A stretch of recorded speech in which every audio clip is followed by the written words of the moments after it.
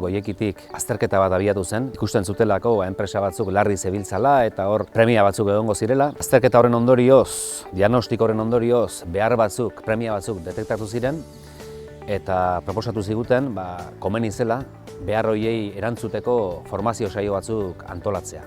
Diagnosia egitea ezinbesteko ikusten dut.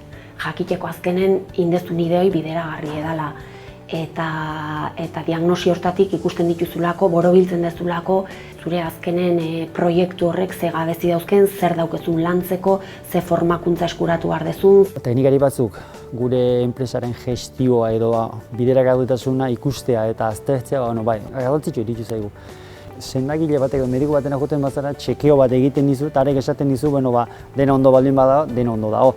Baina nunbaitan akatzen bat, batxaken bat bilatzen baldin badizu, arek esaten dizu, hau hobetzeko, hau sendatzeko bide bat, bide bat edo neurri batzuk hartu behar dituzu. Proiektu honekin guri gutxura bera holako zabe gertatu zaigu. Eskualde berean bizi gara eta uste dut denok kate bat osatzen dugula eta komeni zaigula denok batera joatea eta inor atzean ez geratzea. Enpresa batek hobetzen badu ondokoak ere bai, eskualde guztira, onura ekartzeko baliabide izango da proiektu hau. Beharrezkoa ikusten dut ezagutza horik eskuratzea eta bideoi pixkat, norabideoi markatzea garrantzitsu ikusten dut.